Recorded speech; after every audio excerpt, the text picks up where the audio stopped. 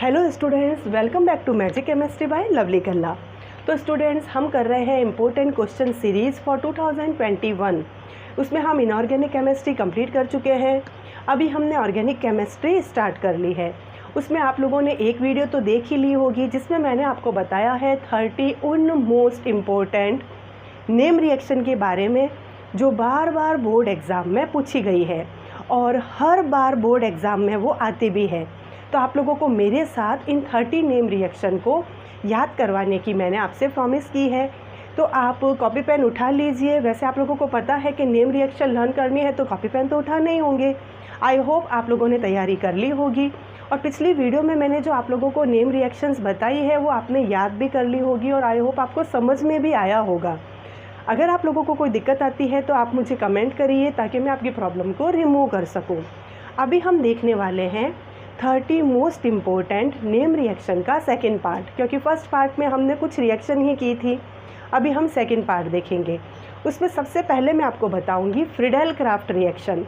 Friedel craft reaction दो तरीके से होती है। एक होता है फ्रीडेल क्राफ्ट एल्काइलेशन और दूसरा होता है फ्रीडेल क्राफ्ट एसाइलेशन। अब देखो, जो फर्स्ट है फ्रीडेल क्राफ्ट एल्काइलेशन, नाम से ही पता चल रहा है एल्काइलेशन, यानी कि कहीं पर एल्किल ग्रुप तो ज़रूर प्रेजेंट रहता होगा। ये मैं आपको ट्रिक बता रही हूँ याद रखने के लिए। फ्रीडेल क्राफ्ट अभिक्रिया जो है वह बेंजीन से करवाई जाती है। अब एल्काइलेशन है तो यहाँ पर एल्किल ग्रुप ज़रूर प्रेजेंट होना चाहिए। तो आ जाइए देखते हैं। ये मैंने यहाँ ले ली एक बेंजीन C6H6। इसकी रिएक्शन करवाएंगे हम एल्किल हैलाइड के साथ। मैंने एल्किल के लिए लिया है मैथिल, हैलाइड के लिए ले लिया यहाँ पर क्लोरीन, यानी कि मैथिल क्लोराइड। ये रिएक्शन एनहाइड्रस AlCl3 की प्रेजेंसी में कंप्लीट होती है। एनहाइड्रस यानी कि निर्जल AlCl3 की प्रेजेंसी में कंप्लीट होगी।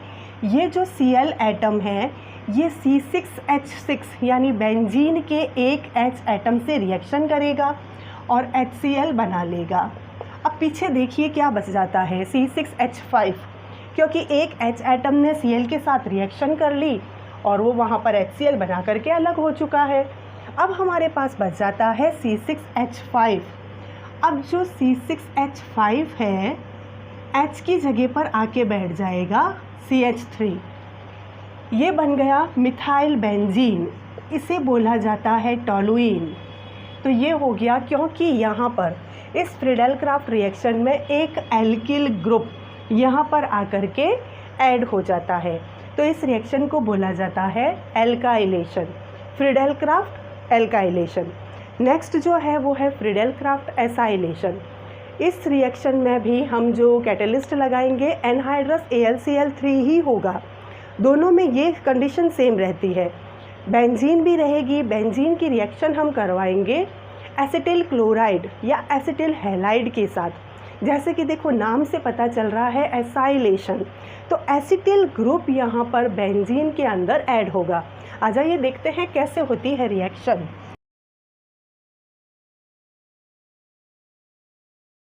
ये है हमारी बेंजीन, इसकी रिएक्शन हम करवाते हैं CH3COCl, इसे बोला जाता है एसिटिल क्लोराइड और इसका IUPAC नेम है इथेनोयल क्लोराइड। ये रिएक्शन भी एनहाइड्रस AlCl3 की प्रेजेंसी में ही कंप्लीट होगी। ये जो Cl एटम है ये बेंजीन के किसी भी एक H एटम के साथ रिएक्शन करेगा, हाइड्रोजन एटम के साथ रिएक्शन करेगा, HCl बना करके अलग हो जाएगा। अब हमारे पास फिर से वही कंडीशन आ गई, C6H5 बच गया है ना। C6H6 तो बेंजीन का जनरल फार्मूला है, H एटम यहाँ पर जा चुका है, तो पीछे हमारे पास क्या बच जाता है C6H5। तो ये बना दी मैंने यहाँ पर फिर से, और यहाँ पर CH3 जो है वो ऐड हो जाएगा।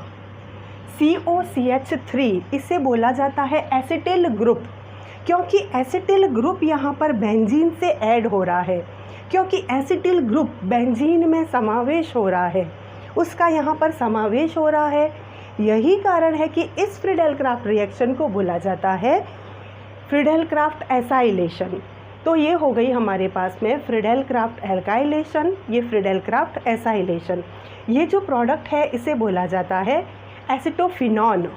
ठीक है, ये था टोलुइन, क्योंकि यहाँ पर एल्किल ग्रुप ऐड हो रहा था, यहाँ पर एसिटिल ग्रुप ऐड हो रहा है और इस प्रोडक्ट का नाम एसिटोफिनॉन।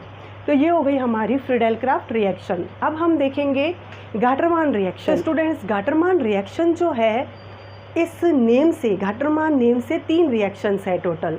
पहली है गाटरमान कोच एल्डिहाइड सिंथेसिस, दूसरी है गाटरमान एल्डिहाइड सिंथेसिस और तीसरी है गाटरमान रिएक्शन। मेरे ख्याल से आपको अभी वीडियो को देखते हुए अगर आप इसको नोट कर रहे हो, वीडियो को पॉज करके अगर आप ऐसे मेरे साथ लिखते हो तो शायद आपको रिएक्शन अभी ही लर्न हो जाएगी। तो फर्स्ट देखते हैं हम Gattermann coach aldehyde synthesis.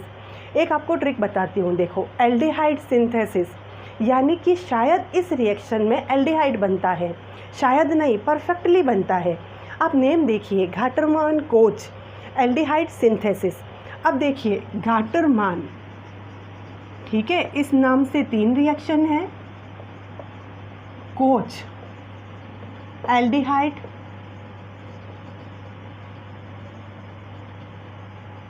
Synthesis. आपको यहाँ से मैं कुछ याद करवाऊंगी क्योंकि 3 रिएक्शन है ना, तो कहीं कंफ्यूज नहीं हो जाए हम। कोच को, इस वर्ड को हमें याद रखना है। पहले हम स्टार्ट करते हैं Gattermann coach aldehyde synthesis reaction all over होती कैसे है। तो इसमें बेंजीन से रिएक्शन करवाई जाती है। हम यहाँ ले लेते हैं C6H6, ये ले ली बेंजीन। अब इसकी रिएक्शन करवाएंगे हम कार्बन मोनोऑक्साइड के साथ। मैंने कहा ना को, ये को, ऐसे आपको याद रखना है। छोटी सी ट्रिक है, रियल में को कुछ भी नहीं है, पर Gattermann coach aldehyde synthesis, aldehyde synthesis से हम याद रख सकते हैं यहाँ एल्डिहाइड का फॉर्मेशन होगा। नेक्स्ट कोच, कोच से हम एक चीज़ निकाल लेंगे यहाँ पर। अगर एग्ज़ाम में कोच आ जाए तो हम याद रखेंगे कि यहाँ हमको CO वाला यूज़ में लेना है, कार्बन मोनोऑक्साइड यूज़ में लेनी है। कोच से आप ट्रेन को याद मत कर लेना, ठीक है ना।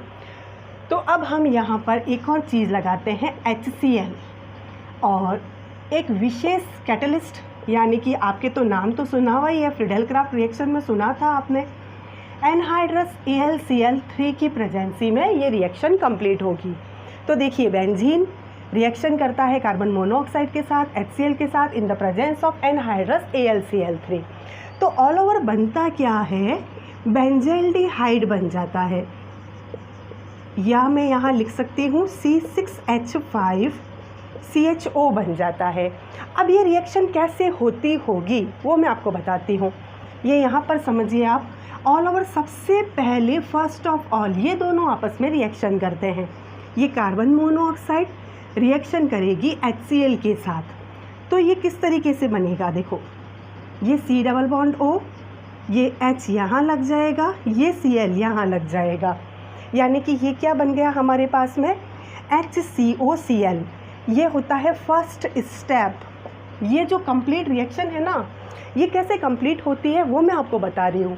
फर्स्ट स्टेप में ये दोनों आपस में रिएक्शन करके इसका फॉर्मेशन करते हैं। सेकंड स्टेप में ये जो चीज़ बन गई है ये बेंजीन के साथ जाकर के रिएक्शन करेगी।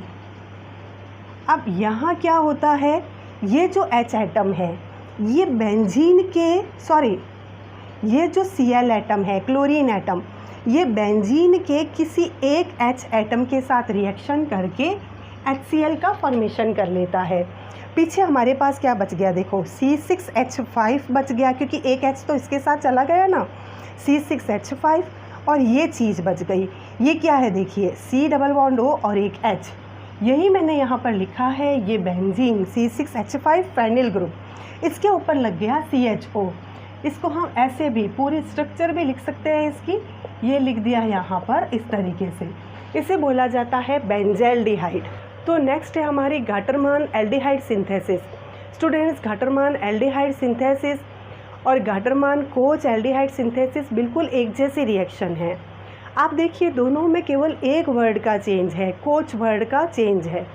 तो क्योंकि पहली वाली में कोच वर्ड आ रहा था मैंने आपको हिंट दिया कोच दिखे तो आप कार्बन मोनोऑक्साइड लगाना। अब क्योंकि यहाँ पर कोच वर्ड नहीं है तो हम यहाँ पर कार्बन मोनोऑक्साइड को यूज़ में नहीं लेंगे। अब अगर उसको यूज़ में नहीं लेंगे तो उसकी जगह हम लेकर के आ जाते हैं HCN यानी हाइड्रोजन साइनाइड। बाकी सारी कंडीशन सेम रहेगी। देखिए कैसे होगी रिएक्शन, ये लिख लिया मैंने यहाँ पर बेंजीन, CO लिख रहे थे हम कार्बन मोनोऑक्साइड, वो नहीं लिख करके लिखेंगे HCN।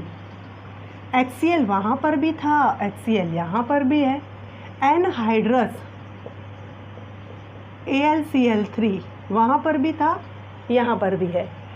अब इस रिएक्शन में भी फॉर्मेशन तो बेंजल्डिहाइड का ही होगा, फाइनली इसी का फॉर्मेशन होगा। रिएक्शन कैसे कंप्लीट होगी वो मैं आपको बताती हूँ। फर्स्ट स्टेप क्या करता है, ये दोनों आपस में रिएक्शन करते हैं। ये है हमारी हाइड्रोजन साइनाइड, HCl के साथ रिएक्शन करती है तो ये इसके साथ जुड़ जाएगा। ये कैसे जुड़ता है देखिए, ये HC है, double bond N, triple bond है क्योंकि ये ऐड होंगे तो बॉन्ड टूटेगा और यहाँ पर आ जाएगा डबल बॉन्ड। अब एक H जो है वो यहाँ लग जाएगा N के साथ, Cl जो है वो लग जाएगा क्लोरीन के साथ। ये जो चीज़ बच गई सेकंड स्टेप में इसके साथ रिएक्शन करेगी। ये है बेंजीन, ये इसके साथ रिएक्शन करने के लिए आएगी सेकंड स्टेप में। बेंजीन के पास 6 हाइड्रोजन है, कोई एक हाइड्रोजन इस क्लोरीन के साथ रिएक्शन करेगा, HCl का फॉर्मेशन हो जाएगा। अब देखिए पीछे क्या बच जाता है, C6H5। H5 क्यों लिखा मैंने, क्योंकि एक HCl के साथ जा चुका है। और क्या बच गया, CH डबल बॉन्ड NH, ठीक है। अब ये क्या करेंगे, ये वाली जो चीज़ है इसका हम करवाएंगे हाइड्रोलाइसिस, जल के साथ रिएक्शन। एक बहुत अच्छा आइडिया देती हूँ मैं आप लोगों को, याद रखने के लिए एक ट्रिक समझाती हूँ। जब कभी भी आपको कहीं रिएक्शन में NH दिख जाए तो NH ये तो अनस्टेबल चीज़ है, तो आप उसका तुरंत हाइड्रोलाइसिस करवा दो, जल के साथ रिएक्शन करवा दो। वो NH जल के साथ रिएक्शन करके अमोनिया बना लेगी, NH3 का फॉर्मेशन कर लेगी और वहाँ से सेपरेट हो जाएगी। ठीक ऐसे ही देखो यहाँ होगा, ये NH इस H के साथ जाएगी और यहाँ बन जाएगा एक तो अमोनिया। ये मैंने अलग कर दिया अमोनिया को। आप देखिए पीछे क्या बचता है, पीछे देखो C6H5CH बच गया और एक O, ये बन गया हमारा बेंजल्डिहाइड। तो गाटरमान कोच रिएक्शन और गाटरमान एल्डिहाइड सिंथेसिस, इन दोनों में ही बेंजल्डिहाइड का फॉर्मेशन हुआ। चेंज केवल कार्बन मोनोऑक्साइड की जगह हमने HCN लगाया, इतना सा चेंज था। तो अब हम देख लेते हैं गाटरमान रिएक्शन। गाटरमान रिएक्शन उन दोनों से थोड़ी सी अलग होगी। इसमें हम बेंजीन डाइज़ोनियम क्लोराइड का यूज़ करेंगे। बेंजीन डाइज़ोनियम क्लोराइड का फार्मूला है C6H5N2Cl। इसकी रिएक्शन हम करवाते हैं कॉपर पाउडर के साथ एट द 60 डिग्री टेम्परेचर। तो होता क्या है, यहाँ पर N2 जो है वो निकल जाती है, नाइट्रोजन गैस। आप देखिए पीछे क्या बचा, केवल C6H5Cl, यानी कि गाटरमान रिएक्शन में क्लोरोबेंजीन का फॉर्मेशन होता है। ठीक है, तो ये हो गई हमारी Gattermann aldehyde coach reaction, Gattermann aldehyde synthesis and Gattermann reaction. अब मैं सोचती हूँ शायद आप लोगों को कन्फ्यूज़न नहीं होगा, तीनों ही रिएक्शन आप बहुत अच्छे से कर सकते हैं। आप इसकी प्रैक्टिस कीजिए, कंफ्यूज नहीं होना है। तो स्टूडेंट्स अब हम देखेंगे रीमर-टीमान रिएक्शन या राइमर-टीमान रिएक्शन। ये रिएक्शन भी 2 तरीके से कंप्लीट होगी।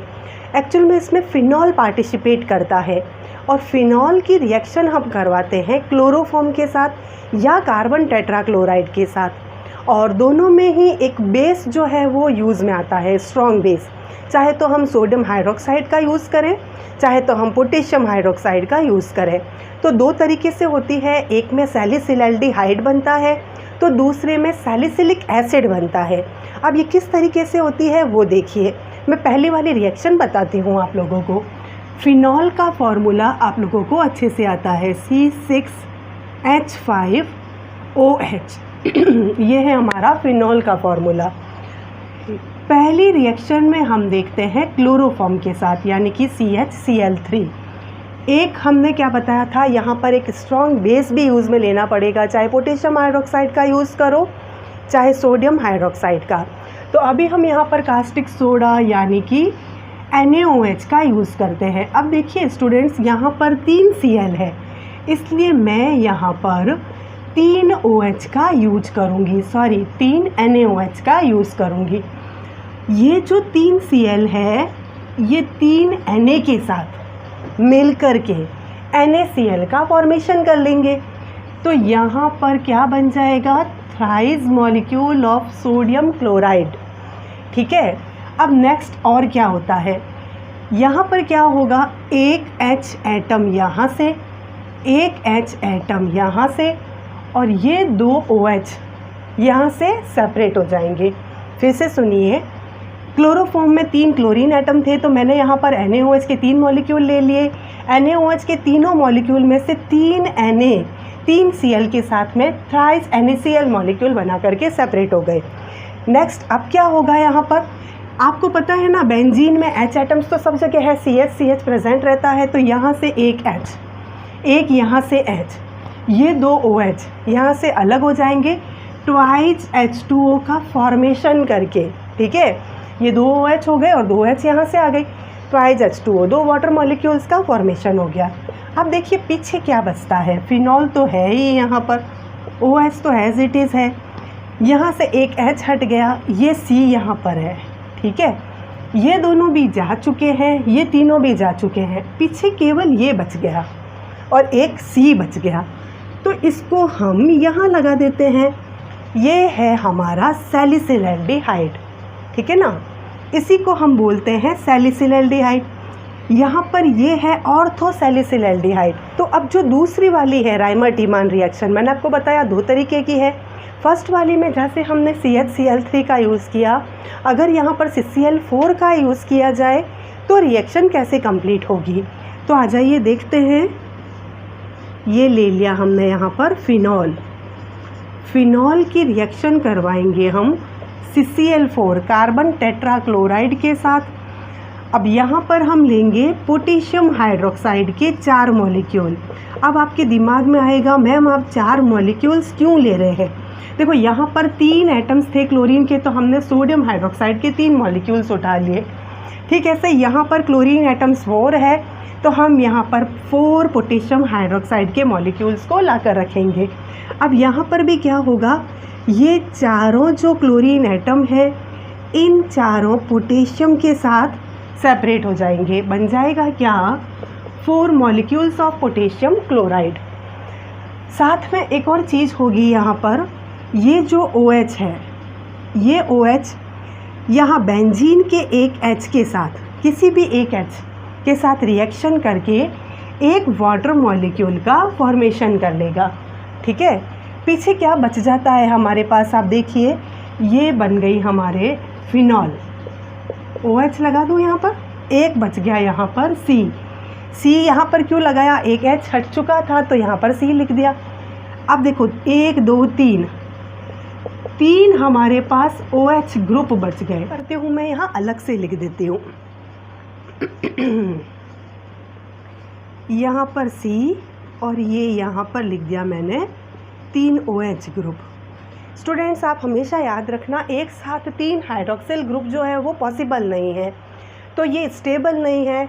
हमें इसे स्टेबल बनाना है, तो यहाँ क्या होगा, ये एक वाटर मॉलिक्यूल जो है ना वो रिलीज़ हो जाएगा।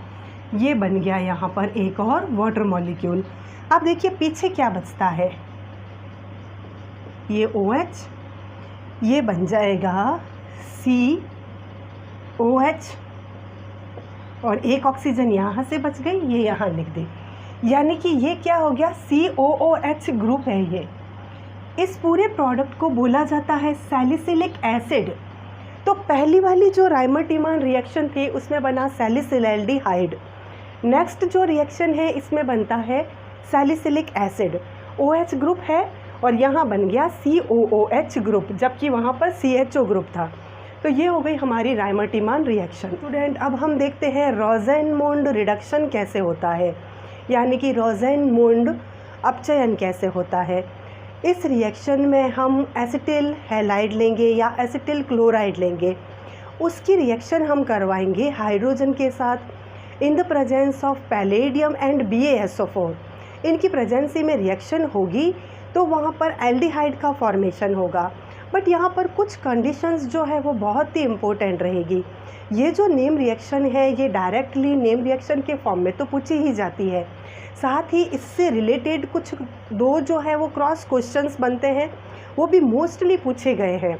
तो मैं आपको क्वेश्चंस भी बताऊंगी और रिएक्शन कैसे होती है वो भी बताऊंगी, और यहाँ पर जो इम्पोर्टेंट पॉइंट्स हैं उनका यूज़ क्यों किया जाता है वो भी समझाऊंगी। तो बहुत मोस्ट इम्पोर्टेंट रिएक्शन होने वाली है ये, आप लोग ध्यान दीजिए। कॉपी पेन अगर रख दिए हैं तो उठा लीजिए, और अगर आप नए हैं मेरे चैनल पर और आपको मेरी वीडियोस अच्छी लगती है तो उन्हें लाइक कर दीजिए फटाफट, और अगर आपके दोस्त हैं, जूनियर्स हैं, तो उनके साथ मेरी वीडियोस को शेयर कीजिए, अपने फ्रेंड्स के साथ में भी शेयर कीजिए और मेरे चैनल को सब्सक्राइब कीजिए। तो आ जाइए देखते हैं रोज़ेनमुंड रिडक्शन। ये ले लिया मैंने यहाँ पर RCOCl। देखो, अगर मैं यहाँ पर CH3 लेती हूँ तो दिस इज़ एसिटिल क्लोराइड। यहाँ पर मैंने लिया है सिंपल R, तो ये एल्केनॉयल क्लोराइड है। ठीक है, इसकी रिएक्शन करवाते हैं हम हाइड्रोजन के साथ। अब होगा क्या, यहाँ पर एक तो लिया जाता है पैलेडियम, एक लिया जाता है यहाँ पर BaSO4 यानी कि बेरियम सल्फेट। अब यहाँ पर क्या होता है, पैलेडियम जो है वो तो एक बहुत अच्छे कैटलिस्ट के रूप में कार्य करता है। यानी कि कैटलिस्ट का वर्क क्या होता है, किसी भी रिएक्शन के वेलोसिटी को इंक्रीज़ करना, या मैं आपको समझाती हूँ किसी को धक्का लगाना, आगे बढ़ाना। तो ये तो यहाँ पर इन दोनों को रिएक्शन करवाने के लिए मोटिवेट करेगा, बट ये मोटिवेट इतना ज़्यादा करेगा कि रिएक्शन लगातार कंप्लीट होती ही रहेगी। बट हम ये थोड़ी ना चाहते हैं कि रिएक्शन होती ही रहे। भाई एक आइडिया देती हूँ मैं आप लोगों को। मैं आपको कहूँगी चलो गाड़ी स्टार्ट करो और यहाँ से बस रवाना हो जाओ, तो आप क्या मुझसे ये नहीं पूछोगे कि मैडम रास्ते में रुकना कहाँ है, बस आप तो जाओ। तो ये थोड़ी ना कोई बात हुई, गाड़ी स्टार्ट करके दे दी, ब्रेक फेल कर दिए तो आप तो चलती जाओगी। भाई कहीं रास्ते में रेस्टोरेंट आती है तो वहाँ रुकना हो, क्या पता कोई मॉल में रुकना हो, तो ब्रेक भी तो होना चाहिए वहाँ पर, कहीं रुकना भी तो होगा हमें। बस अब ये मेरा स्टॉप है, ठीक है ना। तो ठीक वैसे ही मैं आपको इस रिएक्शन से समझाती हूँ। ये है हमारा एल्केनॉयल क्लोराइड, हाइड्रोजन गैस यहाँ पर हम पास करेंगे, पैलेडियम कैटलिस्ट के रूप में काम करेगा, BaSO4 यहाँ पर कैटलिस्ट पॉइजन के रूप में कार्य करेगा, यानी कि उत्प्रेरक विष का यहाँ पर कार्य करेगा। अब होगा क्या, देखो यहाँ पर एक H जो है एक Cl के साथ मिल जाएगी और HCl बना लेगी। अब आप देखिए पीछे क्या बचता है, ये बन गया RCO, एक H बच गई, ये यहाँ लिख दी। बहुत सिंपल रिएक्शन है, बिल्कुल भारी नहीं है, यानी एल्डिहाइड का फॉर्मेशन हो गया, रिडक्शन हुआ है कंप्लीट। हम जानते हैं ना H का जुड़ना रिडक्शन कहलाता है। अब यहाँ पर एल्केनॉयल क्लोराइड का रिडक्शन करवाने के लिए पैलेडियम हेल्प कर रहा था, तो बन गया हमारे पास एल्डिहाइड। अब अगर ये रिएक्शन लगातार चलती रहे, पैलेडियम तो क्योंकि यहाँ पर एज ए कैटलिस्ट के रूप में कार्य कर रहा है, तो अगर मैं यहाँ पर BaSO4 नहीं लगाती ना तो क्या होता, आप देखना, ये R C⋅H यानी एल्डिहाइड जो है ये फिर से हाइड्रोजन के साथ रिएक्शन कर लेता, क्योंकि पैलेडियम यहाँ पर कैटलिस्ट के रूप में कार्य कर रहा है। और तब क्या बनता, देखो एक H फिर से यहाँ जुड़ती, एक H यहाँ जुड़ती, तो ये बन जाता यहाँ पर अल्कोहल। और हमें अल्कोहल नहीं बनाना है, हमें तो बीच में रेस्टोरेंट में रुकना है या मॉल में रुकना है, जहाँ हमें जाना है। तो यही कारण है कि रिएक्शन को यहाँ पर जो चीज़ हमें चाहिए वो लेने के लिए हमें रिएक्शन करवानी है, तो हम यहाँ पर BaSO4 को यूज़ में लेते हैं।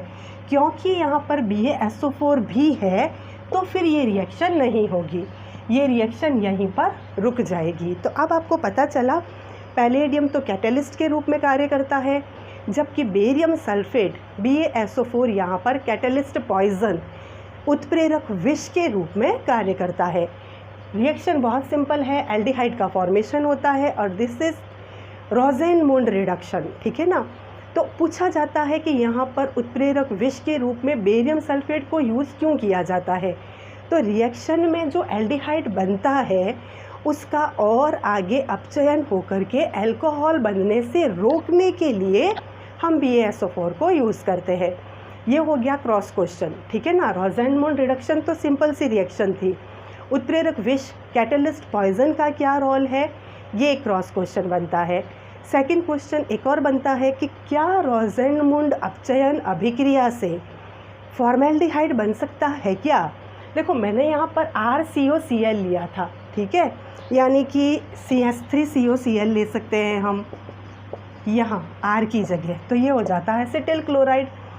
तो एसिटिल क्लोराइड जब मैंने लिया यहाँ पर तो नेचुरल है, प्रोडक्ट क्या बनेगा, यहाँ R की जगह CH3CHO एसिटेल्डिहाइड बनेगा, ठीक है ना, एक एल्डिहाइड बनेगा। अब मेरा क्वेश्चन ये है कि क्या रोजेनमुंड रिडक्शन रिएक्शन से ये बन सकता है क्या, इसे बोला जाता है फॉर्मेल्डिहाइड। तो हमारा आंसर होगा बिल्कुल नहीं।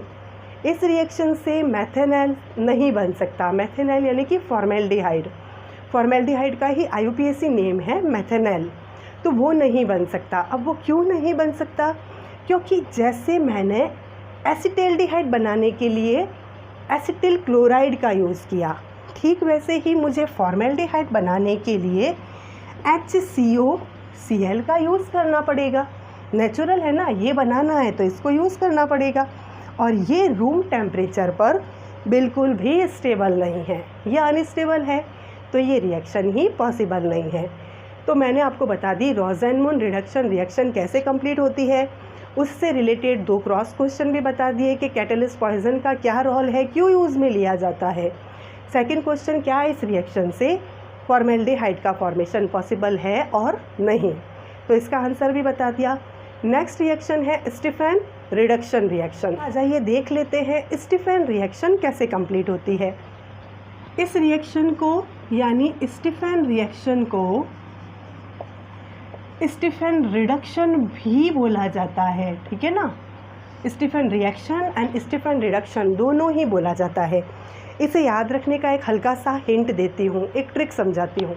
देखिए स्टीफन, तो आप इस S और N को एक बार देख लीजिए, इससे याद रखिए SN है, तो हम रिएक्शन में यहाँ पर SnCl2 यूज़ में लेते हैं, ठीक है ना, और इसकी रिएक्शन करवाते हैं HCl के साथ।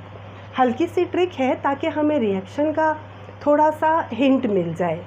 स्टीफन से हम याद रखेंगे यहाँ पर ये SnCl2, ठीक है ना, SN यहाँ से ले लिया।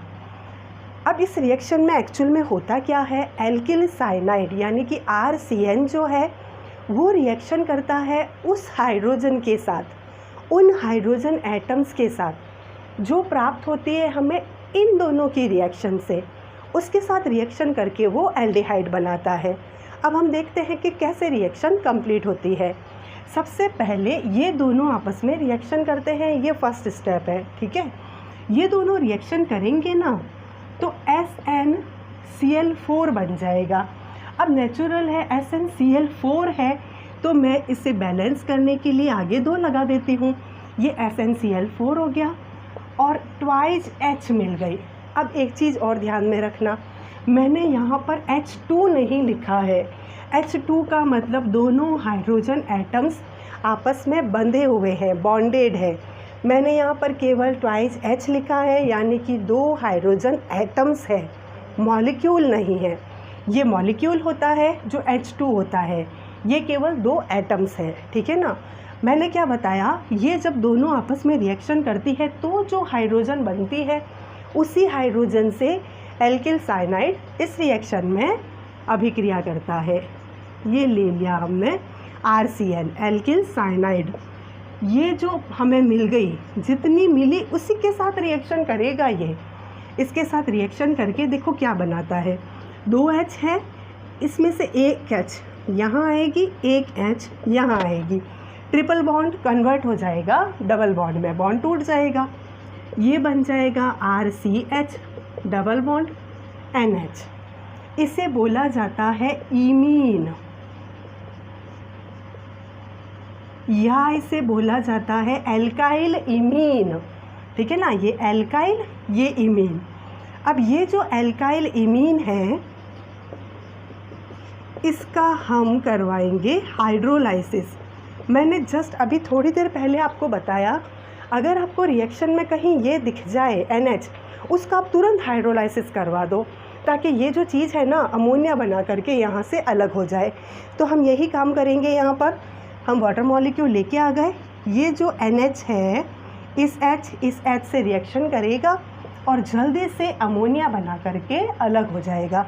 अब देखिए पीछे क्या बच गया, एक O बचा है केवल और ये चीज़ बच गई, तो RC डबल बॉन्ड OH यानी कि एल्डिहाइड बन गया। रोज़ेनमुंड रिडक्शन रिएक्शन में भी एल्डिहाइड बना, स्टीफन रिडक्शन या स्टीफन रिएक्शन में भी एल्डिहाइड का फॉर्मेशन होता है। तो स्टूडेंट्स ये हो गई हमारी रोज़ेनमुंड रिडक्शन और स्टीफन रिएक्शन। मैंने आपको बताया रोज़ेनमुंड रिडक्शन रिएक्शन में क्रॉस क्वेश्चंस बनते हैं। एक और क्वेश्चन बनता है लिंडलार्स रिएजेंट किसे कहा जाता है, तो पैलेडियम और बेरियम सल्फेट इसका जो मिक्सचर है उसी को बोला जाता है लिंडलार्स रिएजेंट। तो देखो कितने क्वेश्चन बन गए एक अकेली रिएक्शन में, रोज़ेनमुंड रिडक्शन रिएक्शन में। पहला क्वेश्चन बनता है आपके यहाँ पर कि यहाँ पर BaSO4 का यूज़ क्यों किया जाता है उत्प्रेरक विष के रूप में, या उत्प्रेरक विष का यूज़ किया ही क्यों जाता है। तो आंसर क्या बताया मैंने, एल्डिहाइड का अल्कोहल में अपचयन को रोकने के लिए। ठीक है। सेकंड मैंने आपको पूछा क्वेश्चन कि क्या यहाँ पर इस रिएक्शन से फॉर्मेल्डिहाइड का फॉर्मेशन पॉसिबल है, इम्पॉसिबल है, क्योंकि फॉर्मेल्डिहाइड के फॉर्मेशन के लिए हमें HCOCl चाहिएगा और HCOCl रूम टेम्परेचर पर बिल्कुल भी स्टेबल नहीं है। थर्ड क्वेश्चन बनता है पैलेडियम और BaSO4 इन दोनों के मिक्सचर को क्या बोला जाता है, लिंडलार रिएजेंट बोला जाता है। डायरेक्ट क्वेश्चन इसी नाम से भी पूछ लिया जाता है कि लिंडलार रिएजेंट क्या है।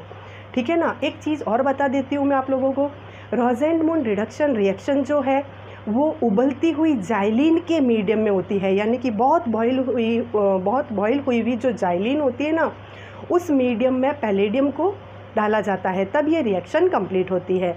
तो ये हो गई हमारी नेम रिएक्शंस। अगली जो नेम रिएक्शंस बच जाती है वो मैं आपको नेक्स्ट वीडियो में बताऊंगी, क्योंकि नहीं तो ये वीडियो बहुत ही बड़ी हो जाएगी, आप बोर होने लग जाओगे, नहीं तो थक जाओगे और आप देखोगे नहीं। और मुझे आपको ये रिएक्शंस पूरी एग्ज़ाम से पहले लर्न करवानी है। तो ऑल द बेस्ट स्टूडेंट्स, अगली वीडियो तक आपसे बाय बाय।